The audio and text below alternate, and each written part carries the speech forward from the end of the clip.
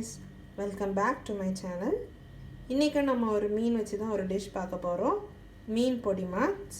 இதுக்கு நான் யூஸ் பண்ணியிருக்கிறது வந்து சூரை மீன். வாங்க எப்படி செய்யலாம்னு பார்க்கலாம். மீன் நம்ம எப்படி வேக வச்சு எடுக்கணும்னா ஃபர்ஸ்ட் மீனை நல்லா க்ளீன் பண்ணிக்கோங்க. நல்லா க்ளீன் பண்ணிட்டு இப்படி பீஸா வெட்டிட்டு அது கொஞ்சம் மஞ்சள் தூள் போட்டுக்கோங்க. அப்புறம் தேவையான அளவு தண்ணி ஊற்றி ஒரு 10 நிமிஷம் வேக வச்சு எடுத்துக்கோங்க. மீனை வேக வச்சு எடுத்ததுக்கப்புறமா அதுக்குள்ளாடி இருக்கிற போனும் ஸ்கின்னையும் நம்ம ரிமூவ் பண்ணி எடுத்துடணும். ஸ்கின்னையும் எடுத்துருங்க.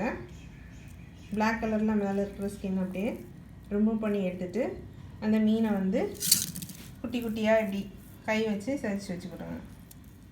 மீனை இப்படி குட்டி குட்டியாக உதிர்த்து வச்சுக்கிடணும். மீன் வேக வச்சு முள்ளெல்லாம் எடுத்துகிட்டு உதிர்த்து வச்சுருக்கோம். வெங்காயத்தை பொடிசாக நறுக்கி வச்சுக்கோங்க.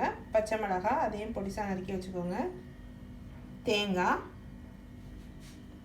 கடுகு, பெருஞ்சீரகத்தூள், நல்ல மிளகுத்தூள், மிளகாத்தூள், கரம் மசாலா தூள், மஞ்சள் தூள், உப்பு, கொத்தமல்லி தழை, கருவேப்பிலை. ஒரு பேன் ஹீட் பண்ணிக்கோங்க. கொஞ்சம் எண்ணெய் ஊற்றிக்கோங்க. எண்ணெய் சூடாகட்டும். எண்ணெய் சூடானதும் கடுகு போட்டுக்கோங்க. கடுகு நல்லா பொரியட்டும். அப்புறம் கருவேப்பிலை போட்டுக்கோங்க. தேவையானவங்க வேணும்னா கொஞ்சம் இஞ்சி பூண்டு விழுது போட்டுக்கோங்க.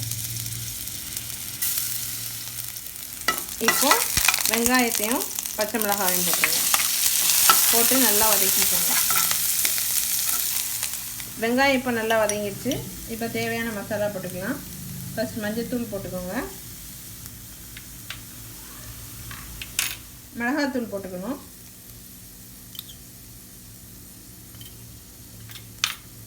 பெருஞ்சீரகத்தூள்,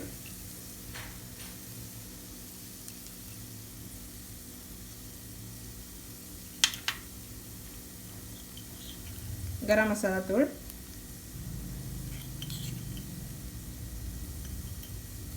போட்டு எல்லாத்தையும் நல்லா வதக்கிக்கோங்க. இப்போ மீன் ஆட் பண்ணிக்கோங்க.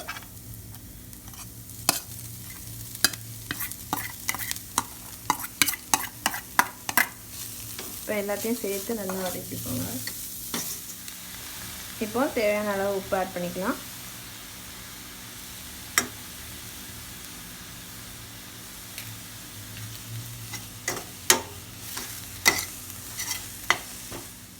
இப்போ கொஞ்சம் தேங்காய் ஆட் பண்ணிக்கோங்க.